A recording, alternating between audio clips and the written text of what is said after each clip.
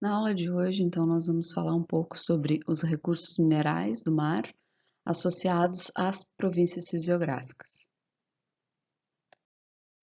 Mas então, o que é um recurso mineral? Então, a gente entende por recurso mineral, tá, estimativas de ocorrência, né, de um determinado material que tenha potencial e abundância que permita, então, ele ser utilizado, né, pelo ser humano, independentemente da sua possibilidade de exploração, tá? Porque alguns recursos minerais ainda não são viáveis, né, de serem explorados em função do custo da exploração, tá? Embora a água do mar ela seja rica em vários elementos que têm valor econômico, a maioria desses elementos, né, desses recursos minerais que são encontrados nos oceanos, eles estão relacionados principalmente a ambientes geológicos específicos, que a gente vai ver, né, associados a algumas feições, né, alguns locais específicos que favorecem, então, a concentração desses materiais, tá? E isso acontece em função da interação da água do mar e outros agentes, né, como por exemplo o aporte de sedimento através de rios, que vai favorecer ou não, né, a concentração de um determinado recurso, a atividade biológica e também ao vulcanismo. Então, hoje nós vamos ver alguns ambientes, né, associados às províncias fisiográficas que nós já vimos nas aulas anteriores e também associadas a locais específicos aí relacionados então com a tectônica de placas. Além da gente dar uma passada geral ali também no ambiente costeiro. Bom, existem vários mecanismos aí para concentrar ou para enriquecer, né, um determinado elemento e levar então à formação de jazidas minerais, né? Dentre esses mecanismos, a gente pode citar então a precipitação, a sedimentação, a interação biológica, ou o metabolismo biológico, a concentração diagenética, nós vamos ver alguns casos de elementos aí, como a fosforita, por exemplo, e também a atividade vulcânica. Tá? Então, de uma forma geral, aí, os recursos minerais eles podem ser classificados de acordo com seus elementos, né, entre, por exemplo, minerais metálicos, não metálicos e hidrocarbonetos. Mas nessa aula especificamente nós vamos ver a classificação mais relacionada então ao a sua distribuição, né, em função das províncias fisiográficas. Então, nós vamos ter aí os recursos minerais costeiros, marinhos rasos, marinhos profundos e os associados às cordilheiras mesoceânicas, né, feições oceânicas, então. Aqui nessa tabela, então, a gente pode observar que eles já estão subdivididos aí em costeiros e marinhos rasos, né, de 1 a 8, e marinhos profundos, de 9 a 12. Tá? Então, dentre os marinhos costeiros, os marinhos rasos e os costeiros, a gente pode citar, então, a água do mar, que vai incluir sais e também água doce também é um recurso, né? Isso vocês vão ver se fizerem a disciplina de recursos minerais em mais detalhe. Granulados, pláceres de minerais pesados, carvão, fosforita, hidratos de gás, evaporitos e enxofre e petróleo e gás natural. Nos marinhos profundos, nós temos então os nódulos polimetálicos, as crostas polimetálicas, sulfetos metálicos e sedimentos metalíferos. Aqui vocês podem observar, né, que todos esses recursos, eles são recursos, então, metálicos, né? Essa figura, então, nos mostra a transição de um ambiente costeiro, né, uma planície costeira, onde nós estamos ali no continente, né, passando então pela plataforma continental, ambiente marinho raso, e indo então até o marinho profundo, né, a partir então da elevação continental, entrando na planície abissal, né, e passando então também por feições aí como os montes submarinos, Guyos, né, e chegando então ali também nas trincheiras, e não está aqui representada, mas nós temos também as cordilheiras mesoceânicas, certo? Dentre os depósitos, então, costeiros, né, a gente pode falar, então, dos granulados, dos pláceres de minerais pesados e do carvão. Eles podem se estender um pouco mais até a região marinha rasa. Já a fosforita e hidratos de gás estão nessa região marinha rasa. Evaporitos, petróleo e gás natural, também estão já entrando, né, do marinho raso, né, passando um pouco talvez aqui na cordilheira, na elevação continental, desculpa. E então os nódulos polimetálicos, crostas, né, aí a gente já está falando do ambiente marinho profundo. No caso específico dos sulfetos metálicos, eles estão associados à cordilheira mesoceânica, sedimentos metalíferos também, as salmouras quentes, também chamadas de hot brines, tá? Estão associados então à cordilheira mesoceânica. Falando um pouquinho mais aí geral, né, dos depósitos costeiros e marinhos rasos, a água do mar, né, mas a água do mar é um caso à parte, né, não está especificamente associada a alguma feição. Então, no caso dos granulados, seriam depósitos siliciclásticos, né, de origem terrígena, e também bioclastos, né, de origem, então, biológica, além de precipitados químicos. Tá? No caso dos pláceres de minerais pesados, são aqueles minerais de alta densidade, né, nós vamos ver um pouco mais em detalhe. O carvão seria um depósito de subsuperfície, no caso desse granulado e pláceres são depósitos superficiais, a fosforita, hidratos de gás, que também está em subsuperfície, evaporitos e enxofre também subsuperfície, e petróleo e gás natural também subsuperficiais. Aqui nessa figura nós temos, né, uma representação bem geral dos principais recursos minerais na costa brasileira. Então aí nós temos a fosforita, aqui na região sudeste e sul, né, tem até um trabalho do pessoal aqui da FURG, vou passar referência para vocês. Crostas cobaltíferas, também na elevação do Rio Grande. Diamante, na foz de rios, né, de alguns rios, até 1000 metros de profundidade. Areia e cascalho, tá? Sulfetos polimetálicos e também ouro e metais pesados. Então, os dois tipos principais seriam, no caso dos granulados, os siliciclásticos e os bioclásticos.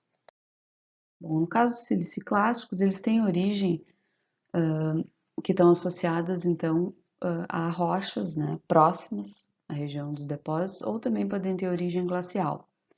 Eles também são oriundos do retrabalhamento de depósitos relíquia, quer dizer, foram depositados em períodos anteriores, né, em outras condições de nível do mar, e também paleocanais de rios afogados, né? Então, canais que corriam na plataforma quando o nível do mar era mais baixo, né? Principalmente areia e cascalho, a gente está falando aqui. Tá? Pode-se ter também alguns fragmentos de rocha, um pouco mais grossos, né? E aí são rochas bem estáveis, no caso do quartzito, flint, chert, né? Ricos em sílica. Né? E também alguns menos estáveis, no caso de algumas rochas vulcânicas, arenitos, quartzo, né? Entre outros. Tá? No caso da areia, são depósitos de minerais bastante estáveis, onde o quartzo é predominante. Né? Então, areias não quartzosas seriam relacionadas aí a depósitos de areias negras de origem vulcânica, aí com outros minerais, né? No caso, olivina, né? E peristênio, entre outros. Aí, nesse caso, o exemplo seria as ilhas do Havaí, né? E também algumas ilhas vulcânicas no Caribe. Mas o mais comum é a gente ter, então, esses depósitos formados, então, de quartzo. No caso dos bioclastos, né, os depósitos granulados de origem, então, biológica, eles estão relacionados com carbonato de cálcio, né, principalmente, que vem a partir de conchas, algas calcárias e corais. Tá? Uma alga bastante comum são as algas vermelhas coralíneas, a rodofita, né, que é uma alga calcária incrustante, e que também pode gerar esse tipo de material. tá? E eles ocorrem preferencialmente aí em regiões de latitudes baixas e médias, não ocorrem em altas latitudes. Então, nós temos aqui 3 imagens, né, de um depósito praial, né, com areias, né, quartzosas e também material bioclástico, aqui no caso na região dos Concheiros do Albardão, aqui no Rio Grande do Sul. Também podemos ter areia carbonática em plataforma, né? Vocês observem que a areia é bem esbranquiçada, né? Indicando a presença de carbonato de cálcio. E também podemos ter, então, um conglomerado carbonático, né? Aí com restos de organismos, né? Corais, entre outros. Bom, no caso dos pláceres de minerais pesados, né? Eles nada mais são do que acumulações de sedimentos também, né, que ocorrem em função da concentração mecânica pela ação de ondas, né, e pela sua alta densidade, então eles acabam se concentrando. Né? Então, por ondas é suspendido todo o sedimento e parte dele é perdido, mais leve, né, geralmente associado a regiões aí de alta energia, né, e o material então detrítico mais denso fica depositado. Tá? Eles têm valor econômico, e são usados, né, como pedras preciosas, entre outros, né? Principalmente relacionados aí com fontes de rochas ígneas. Né? Então aí a gente está falando, nesse caso aqui do Rio Grande do Sul, está muito associado com o escudo sul-rio-grandense. Então nós temos como exemplo a ilmenita, né, nessa figura representada aqui nessas fotos, em a ilmenita, B, zircão, C, monazita, também um mineral pesado, rutilo e leucoxeno. Nós temos aí na Costa da Gaúcha o depósito, né, bastante conhecido, o depósito de mineral pesado em Bujuru, nas Areias Negras. Tá, então, esses pláceres, né, são esses depósitos com potencial de extração, são conhecidos, então, né, como pláceres, são minerais aí de alta densidade, né, ou de alta gravidade específica. Ela varia entre 2,9 gramas por centímetro cúbico e 6,8, tá? Que é bem superior à densidade, então, do quartzo, que está em torno de 2,65. Tá? Eles podem também ser compostos de gemas, né? Que aí, no caso, a gravidade específica está entre 2,9 e 4,1, e podem ser subdivididos entre pesados leves e pesados pesados, né? Com cada um com a sua faixa de gravidade, então, específica. Então, lembrando que esses depósitos são de áreas, né, costeiras ou marinhas rasas, né, o retrabalhamento deles é feito principalmente pela ação de ondas e correntes costeiras, né, como eu mencionei. Então, ela provoca, né, essa ação de ondas, ela vai provocando a concentração dos minerais mais densos e formando, então, essas camadas, né, de minerais pesados, os pláceres de minerais pesados. Vocês podem ver aqui, né, na região lá, próximo ao Farol da Conceição, Bujuru. O carvão é um outro recurso mineral, né, associado a regiões costeiras, marinhas rasas. A formação dele se dá principalmente através aí da acumulação de restos vegetais, que são depois então transformados a partir de desidratação, né, diagenética, ação de bactérias e também elevação da temperatura e pressão, né, à medida que ele vai sendo soterrado. Então nós temos aqui uma sequência, né, a partir de um ambiente pantanoso, né, o material aí já parcialmente alterado vai formar turfa, né, que seria primeiro estágio, né. Ele é pouco energético, à medida que vai havendo um maior enterramento, né, um soterramento, ele passa então para um carvão mole, castanho, que tem um potencial calorífico moderado, chamado lignito. Então, durante esse processo vai ocorrendo a perda de oxigênio e gerando o enriquecimento de carbono, né? Passando então até um carvão betuminoso, a partir de quando começa a ocorrer uma maior compactação, né? Ele vai sendo soterrado para maiores profundidades, vai aumentando a temperatura, aumentando a pressão, né? No caso desse tipo, o carvão betuminoso é o principal usado na geração de energia na indústria, ele já é bastante energético. E depois, quando é, né, soterrado a maiores profundidades, então com maior elevação da temperatura e pressão, havendo então metamorfismo já, ele vai passar então para antracito, já é um carvão negro, né, bem resistente, que também é utilizado na indústria. Tá? As ocorrências de carvão no mar, elas são registradas aí em plataformas continentais também, né? Então ambientes marinhos rasos, bastante encontrado no Canadá, Japão, Grã-Bretanha, Austrália. Tá? No Brasil existe, né, a possibilidade, né, da extração e eles estão bastante associados aí à nossa plataforma, tá? Também em regiões continentais, né? Então, tem rochas sedimentares aí da formação Rio Bonito e na bacia do Paraná. Tá? No caso do Brasil, eles estão restritos a pequenos trechos da plataforma na planície associada à faixa costeira ali do estado de Santa Catarina. A fosforita é um outro recurso mineral que também está associado a regiões marinhas rasas. Ela é, na verdade, uma variedade mais fibrosa da apatita. Tá? Então, é basicamente fosfato, né? Por isso fosforita. Também pode estar associada a carbonatos de cálcio, magnésio e óxidos de ferro, alumínio e alguns traços de urânio também. Tá? A origem dela é sedimentar. Tá? Então, esses depósitos, né, de fosforita, eles são a maior fonte de fósforo, tá? Que é um nutriente essencial aí para a agricultura. Então, o seu uso principal é na agricultura, tá? Na forma de fertilizante. Tá? Como é que elas se formam? Bom, as fosforitas elas são minerais altigênicos, né, estão relacionados aí com altos níveis de matéria orgânica no fundo dos oceanos, né, no fundo das plataformas ali associados aos sedimentos. Então, sedimentos ricos em matéria orgânica. Tá? Elas também podem estar associadas aí às zonas de correntes oceânicas onde há convergência, né? Então, e baixas taxas de sedimentação terrígena. Tá?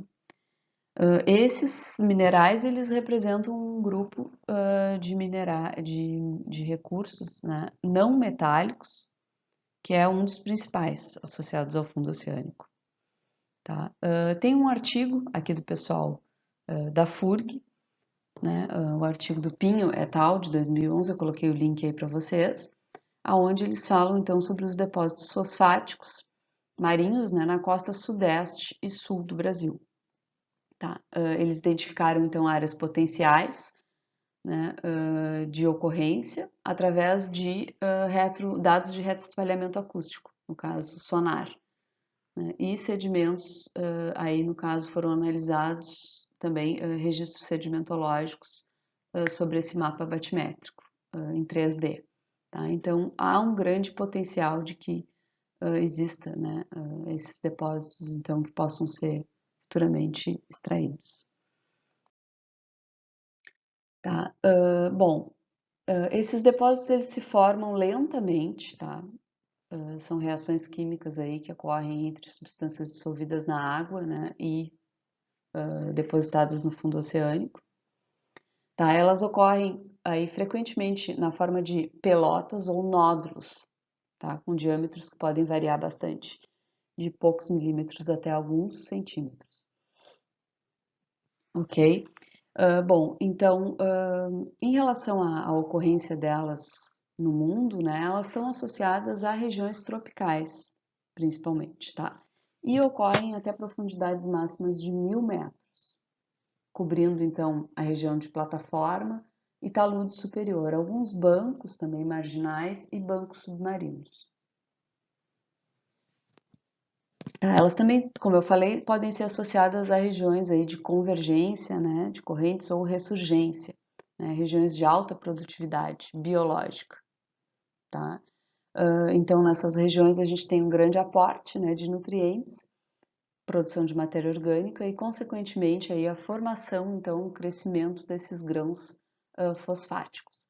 Aqui no terraço do Rio Grande foi observado, né, durante dragagens, realizadas aí, então, na plataforma continental externa e no talude, em profundidades em torno de 100 e 500 metros. Tá? A ocorrência de nódulos de fosforita nessa região tinha teores aí em torno de 15% e 16%. Aí, numa profundidade aí, então, de até 500 metros aqui na Costa Gaúcha. Tá? Então, elas estão aí associadas a essas regiões de alta produtividade. Né? Também podem ocorrer em ilhas vulcânicas e buiôs, né, de regiões tropicais e subtropicais, que estão sujeitas, então, à ressurgência. Bom, os hidratos de gás, então, são um outro recurso mineral, né, que a gente encontra na região de plataforma e talude. Eles também são chamados de clatrato, né? São formados por cristais especiais de gelo, tá? Possui uma molécula gasosa aprisionada na estrutura cristalina.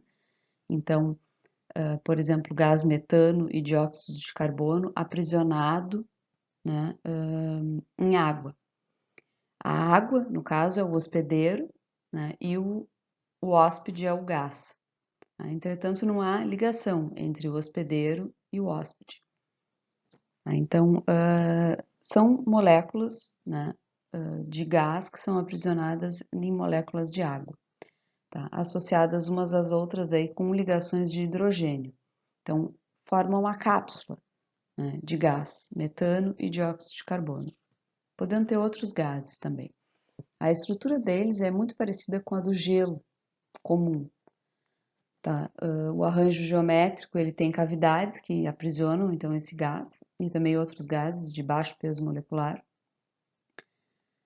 Os hidratos de gás eles são estáveis em temperaturas baixas, abaixo de 4 graus, e ocorrem aí normalmente em profundidades de coluna d'água, né, entre 503 e 500 metros, 3.500 metros, e numa espessura sedimentar, de coluna sedimentar até 1.000 metros. Quando eles são retirados em dragagens ou em testemunhos, eles ficam instáveis e podem começar a borbulhar. Tá? Os hidratos de gás eles existem no mundo em vários ambientes, do Ártico ao Antártico. Tá? Em terra, eles ocorrem nas regiões de permafrost, né, onde a temperatura permanente está abaixo do ponto de congelamento. Então, por exemplo, no Canadá, na Sibéria, no Alasca. Bom, a ocorrência deles, então, ocorre né, geralmente no talude continental, mas especialmente em regiões de margem passivas, né, onde a gente tem uma espessura de coluna sedimentar. Tá? Então, a profundidade, vocês podem ver nessa figura, né, indicada o limite de profundidade de hidratos de gás, que está ali em torno de 500 metros, né, mais raso que isso a gente não encontra, e indo até então aí os 3.500, né, com uma espessura sedimentar em torno de 1.000 metros. Né? Então, sedimentos de margem continental passiva, né, favorecem essa formação, né, desse tipo de depósito. Tá? No caso das colunas sedimentares, né, os interstícios dos sedimentos marinhos, eles são preenchidos, então, com esse hidrato de gás. Tá? A quantidade estimada de carbono contido nos hidratos de gás no mundo é em torno de 2 vezes aquela existente em todos os combustíveis fósseis no mundo. Então, incluindo petróleo, gás e carvão. Então, é uma quantidade bastante expressiva. Tá? A formação desses hidratos nos sedimentos ela é controlada pela temperatura, pressão e composição, né, da mistura entre metano e outros gases. Tá? Então, o metano ele é originário, né, da degradação da matéria orgânica, tá? Matéria biológica, né? Podendo ser também por geração térmica.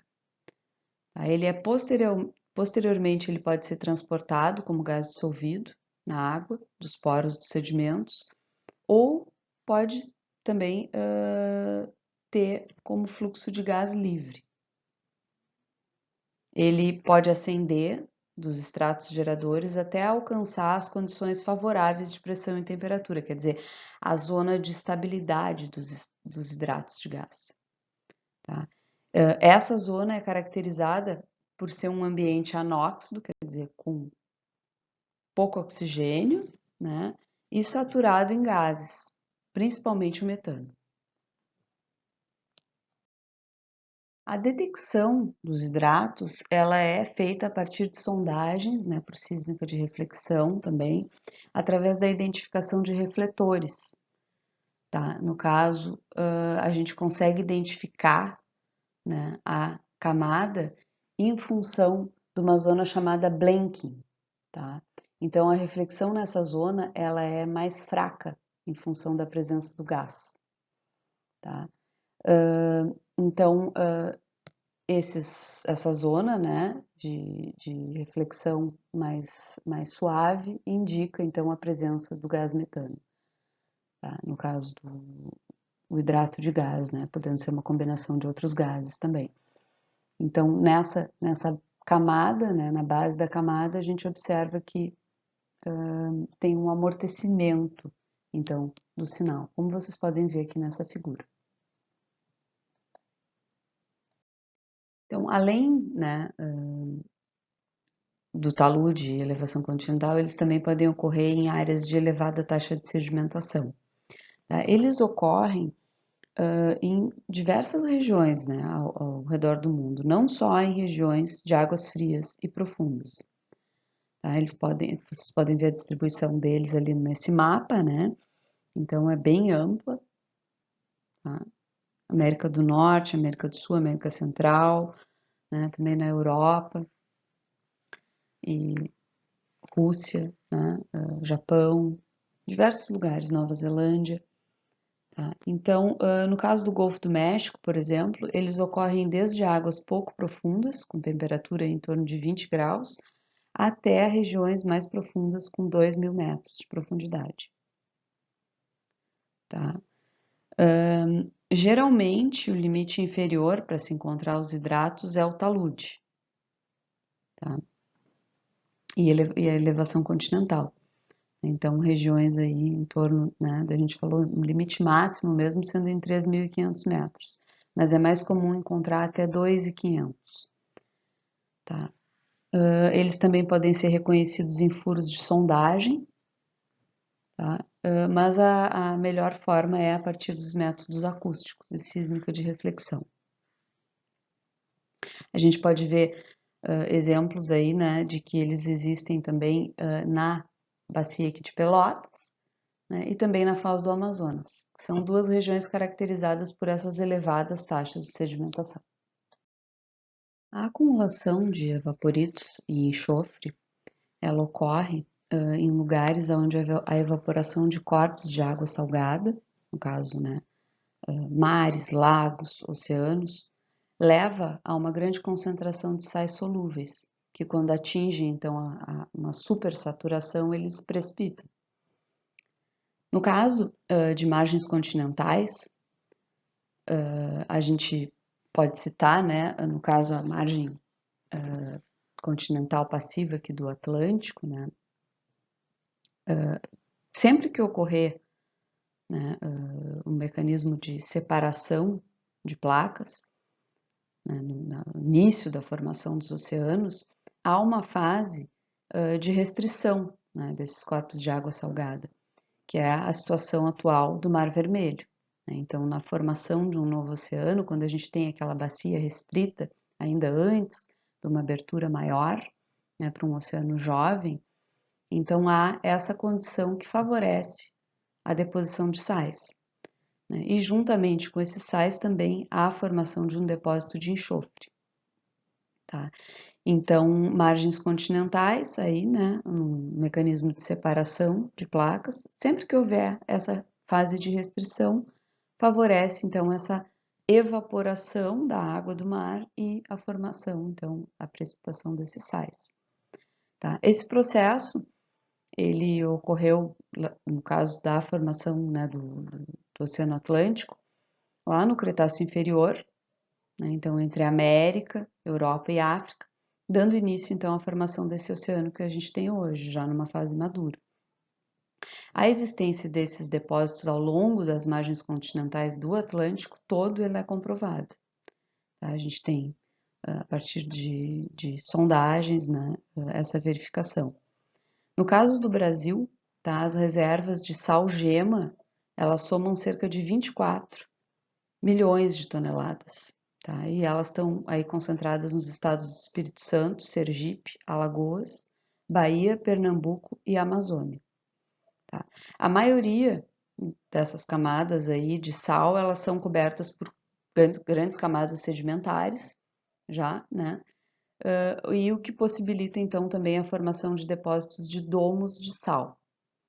Tá? Esses domos salinos, né, como vocês podem ver aí nessa figura, a forma de um domo, né, esse depósito de sal, ali a halita, a anidrita, mais em cima, né, e alguma coisa de calcário também, que é o limestone, né, favorece então a acumulação de petróleo. Né? Vocês podem ver nessa figura já representada, né, então o óleo ali, né, que é favorável. Então são depósitos aí também que favorecem vamos dizer assim, o aprisionamento do petróleo, tá? Além, claro, do enxofre. Tá? Para a extração, tá? Além desses sais também, antes de seguir adiante, a gente tem também sais de potássio, tá? Magnésio, né? Gipsita e anidrita, que eu já falei. Tá? Para a extração desses sais, se faz a partir da injeção de água doce, tá? Que é reciclada, então, essa água doce numa camada do domo, fazendo com que o sal se movimente por halocinese, no movimento, né, então, que é ascendente, por tubulações até uma planta de evaporação. Tá? Muitas vezes a gente tem, então, na rocha capa de domos salinos, as condições, então, para acumulação desse enxofre também. Correto? A gente acredita que a origem, né, toda desses evaporitos, ela está estritamente relacionada com essa grande evaporação, tá? Em bacias de circulação restrita. Aí vocês têm algumas imagens, né, do que se parece, né, com essas condições de alta evaporação, né, e soluções aí, no caso, hipersalinas, né, concentrando então esses sais. O que acontece é que quando a salinidade relativa da água do mar aumenta, né, 2 vezes, por exemplo, vocês têm deposição de carbonato. Sal precipitado é principalmente aragonita e calcita. À medida que a gente vai aumentando para 5, sulfato, 11, halita, e 60 vezes aí tem sais mais complexos de potássio e magnésio. A situação mais favorável para a deposição desses sais hoje, né, é a região do Mar Morto, tá? Onde tem concentrações aí de 300 a 400 gramas por litro, tá? Uma temperatura em torno de 22 graus. Os evaporitos, eles se formam a partir de deposições aí sequenciais de sais, formando então laminados, né? Nesse caso aí do Mar Morto, até 300 metros de profundidade. Tá? Então nós temos aí a deposição de calcário, anidrita e halita. Bom, então, os usos, né? Bom, a maior parte da fonte de energia utilizada hoje no mundo deriva dos hidrocarbonetos. 60% aí vem do petróleo e gás, né, para a matriz energética mundial, ainda. Tá? O petróleo e o gás, eles são misturas líquidas e gasosas, tá? De hidrocarbonetos e outros compostos, né?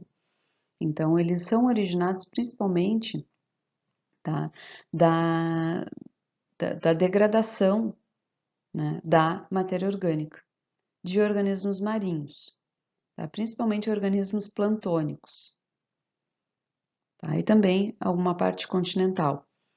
E acontece o quê? Né? Como vocês podem ver nessa figura. Há muitos milhões de anos, né? Então o fitoplâncton, zooplâncton morre, né? E é depositado, então, a matéria orgânica no fundo oceânico. Esses restos de organismos, eles vão sendo soterrados, né? Vão sendo recobertos, enterrados por camadas sedimentares e com o passar do tempo eles vão formar então hidrocarbonetos. Tá? Esses hidrocarbonetos eles vão migrar então nas rochas sedimentares e ficar retidos, né, em locais que favoreçam, né, a retenção deles, que a gente vai falar um pouquinho mais adiante, né, e então eles vão se acumulando, né, ao longo do tempo e em alguns locais, né, eles podem se acumular de forma a serem favoráveis para extração. Tá? Então, condições, né, aí de temperatura e pressão adequadas vão propiciar que essa matéria orgânica então seja transformada no hidrocarboneto. Além dessas condições de pressão e temperatura, para que o petróleo se forme num volume significativo, né, para que seja explorado, existem dois conceitos que são bem importantes, tá, para o sucesso dessa exploração, né? Então é preciso que haja a presença claro, da matéria orgânica, né? Mas é preciso que exista então uma configuração de rocha geradora, rocha reservatório e uma rocha selante, né? Além disso, uma sobrecarga sedimentar, né? Para gerar então essa condição de pressão adequada. Tá? Além disso, é preciso que haja também processos geológicos que são dependentes do tempo. Tá? Nesse caso, dois processos a gente pode citar: a formação de armadilhas para aprisionar, né, o óleo e também processos que favoreçam a geração, migração e acumulação desse petróleo. Tá? Então, não é só a gente ter a matéria orgânica disponível que vai gerar petróleo, vai gerar um depósito passível de ser explorado. Então, aqui nessa figura, vocês podem observar, né, essa estrutura toda que é necessária, né, para geração de um depósito de petróleo e gás, né, passível de ser explorado. A gente tem então a rocha mãe, né, que seria então a nossa rocha geradora. Né? Temos as camadas sedimentares aí, de rochas sedimentares, que permitem então a migração desse petróleo, né? E ele ficar então armazenado, né, nessa rocha armazém aqui representada. Né? O gás, claro, ele tem uma menor densidade, ele fica acima do óleo. Né? E depois então uma rocha cobertura, que seria uma rocha impermeável, que então vai fazer esse papel de armazenar o gás e o petróleo. Né? Então, as rochas geradoras, elas são, claro, essenciais, né? E geralmente elas são caracterizadas por folhelhos e calcilutitos, tá? De granulometria fina. Né? E, claro, eles têm que ser ricos em matéria orgânica, um teor aí de carbono em torno de 2 a 8, tá? E um ambiente anóxico. Tá? Então, a partir daí, né, então pode acontecer então, a migração desse petróleo, né, depois da deposição. Então, essa rocha,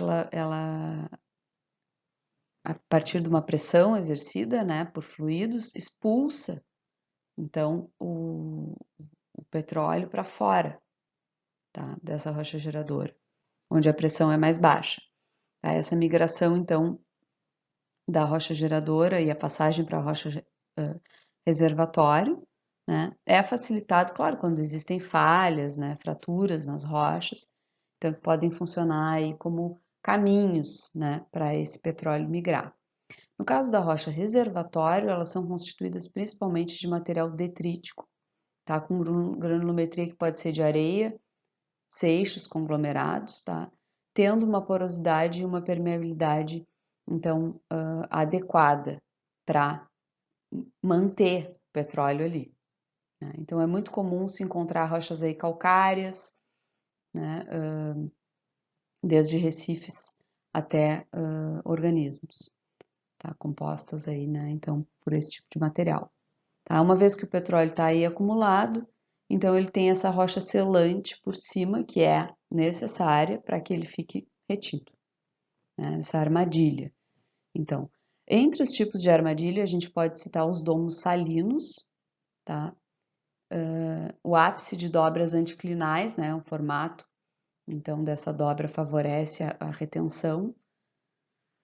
E também algumas armadilhas aí estratigráficas, né? Então, dependendo do arranjo entre as camadas, esse petróleo pode ser favorecido para ser retido ali.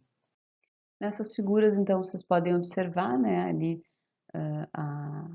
o petróleo, né, representado por esse cinza mais escuro na figura da esquerda, né, a rocha reservatório aqui, né, petróleo e gás em cima, né, e aí nós podemos ter, então, uma falha, né, dependendo aí da configuração da arquitetura, né, dessa região, pode favorecer, então, esse tipo de configuração, né. E aqui ao lado, nós temos uma sequência, né, de depósitos, com a formação de um domo salino, né, e o petróleo podendo estar ali, então, em diversos lugares, né. E aí nós temos aí os depósitos de pré-sal, antes do domo, pós-sal, né, depois do domo. Então, a configuração pode ser bastante variável, claro.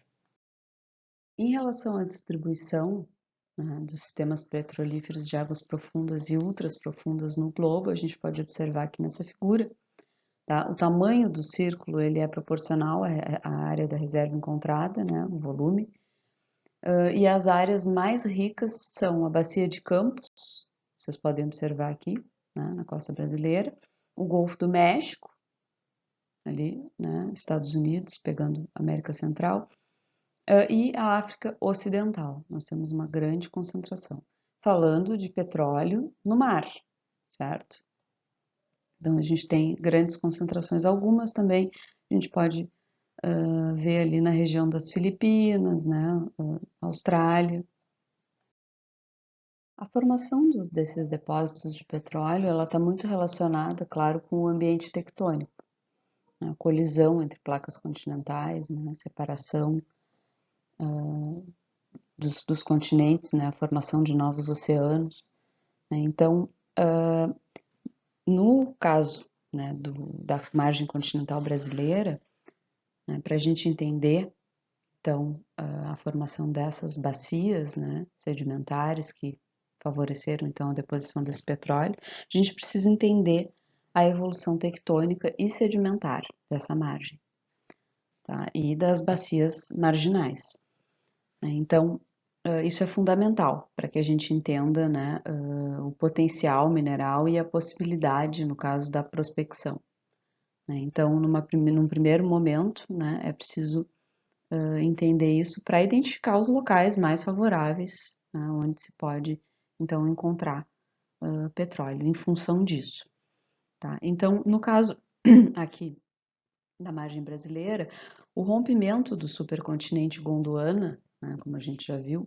no hemisfério sul, ocorreu lá entre 200 e 110 milhões de anos atrás, né, ele foi seguido, então, da expansão do fundo oceânico, né, e, é claro, gerando, então, a formação do Atlântico Sul, tá? E o que resultou, então, na formação, né, a partir desse processo, né, da margem continental brasileira e das bacias continentais, das bacias marginais, né, que estão representadas aí nessa figura para vocês, né? Então, nós temos aí desde o Amazonas, né, da Foz do Amazonas, a bacia da Foz, até a bacia de Pelotas, né? Então, aqui no sudeste, a gente pode ressaltar a bacia de Santos e Campos, né, que são bacias bastante importantes aí nessa formação desses campos petrolíferos.